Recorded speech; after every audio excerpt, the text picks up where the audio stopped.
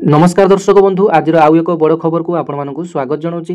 दर्शक बंधु ओडिशार समस्त पाठ पढ़ुवा छात्र छात्री मानी सरकार तरफ एक नुआ व्यवस्थाटी लागू कर जहां ओडिशार प्रत्येक छात्र छात्री जाना निहाती आवश्यक। तेज पूर्वर छात्र छात्री मानक कौन श्रेणी में पास एवं फेल व्यवस्था नाला तेज एणिकी नुआ नियम अनुसार सरकार बर्तमान ऑर्डर आसी सारी तेज एणिकी पंचम श्रेणी और अष्टम श्रेणी में पास एवं फेल व्यवस्था लागू कले सरकार जदि आपण मैंने गोटे श्रेणी में फेल होती तेबे सही श्रेणी में आपण मैंने रहीजे आपण मानकर जो सब सांग मैंने पास हे परवर्ती श्रेणी को उन्नीत हे और जो मैंने कि फेल हे से सही श्रेणी में ही आउ गोटे वर्ष रहीजे। तेज देखो बर्तमान सबुठ बड़ अपडेट जहाँकि आसला पंचम श्रेणी और अष्टम श्रेणी में एणिकी बोर्ड परीक्षा हेब। पूर्वर सप्तम श्रेणी और दशम श्रेणी में केवल बोर्ड परीक्षाटी होता पर्यायक्रमे सप्तम श्रेणी बोर्ड परीक्षाटी हटाई दिगला तेज केवल दशम श्रेणी में बोर्ड परीक्षाटी होची। तेज एणिकी पंचम श्रेणी और अष्टम श्रेणी में बर्तमान बोर्ड परीक्षा भली परीक्षा हेब जो आपर ऑब्जेक्टिव सब्जेक्टिव आपर विभिन्न प्रकार क्वेश्चन आसो। तेज आसतु डिटेल्स आलोचना करने जे सरकार जो नुआ व्यवस्थाटी लागू कर पंचम श्रेणी और अष्टम श्रेणी पिलामानक जे गोटे श्रेणी में फेल हेले आपण मैंने सही श्रेणी में रहीजे परवर्ती श्रेणी को आपण मैंने जापारे ना। तेज देखु बर्तमान नुआ अपडेट अनुसार आपण मैंने मोबाइल स्क्रीन में देखिपार ओडिशार प्रत्येक गणमाध्यम यही खबरटी आपने देखिपारे जे छात्र छात्री मानक बड़ खबर पंचम और अष्टम श्रेणी में एणिकी पास फेल व्यवस्था लागू कले सरकार।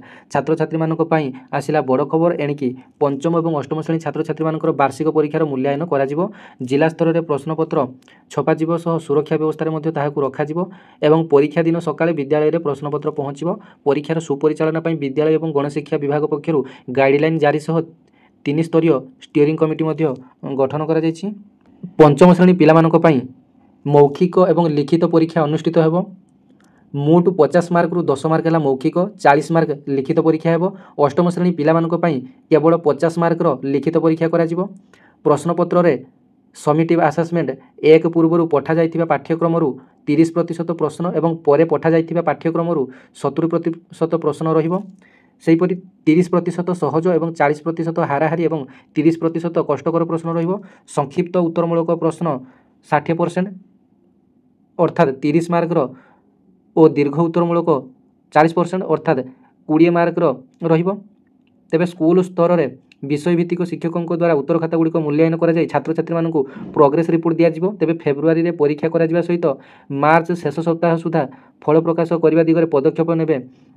तेबे 30% मार्क रखिले पिला पास करेंगे। जो मैंने कृतकार्य हेबे नहीं से सप्लीमेंटारी परीक्षा करा पूर्व अकृतकार्य होता पिला विद्यालय पक्षर रेमेडियल टीचिंग व्यवस्था रहिबो। जो मैंने कि फेल हुई से केमिति पास हेबे तापाई रेमेडियल टीचिंग व्यवस्था रहिबो।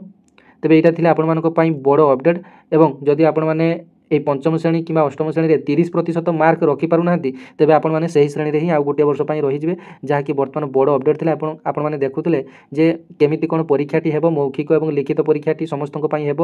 पंचम श्रेणी पिलामानक मौखिक और लिखित और अष्टम श्रेणी पिलामानक केवल लिखित परीक्षाटी हेब। जहाँकि आज यही भिडियो डिटेल्स आपको डिटेल्स इनफर्मेशन देली। भिडियोटी जब भल लगी तो गोटे लाइक करेंगे, अन्य सेयार करेंगे और चैनल को सब्सक्राइब करेंगे एमती नुआ नुआ अपडेट पाइबा। धन्यवाद। जय जगन्नाथ।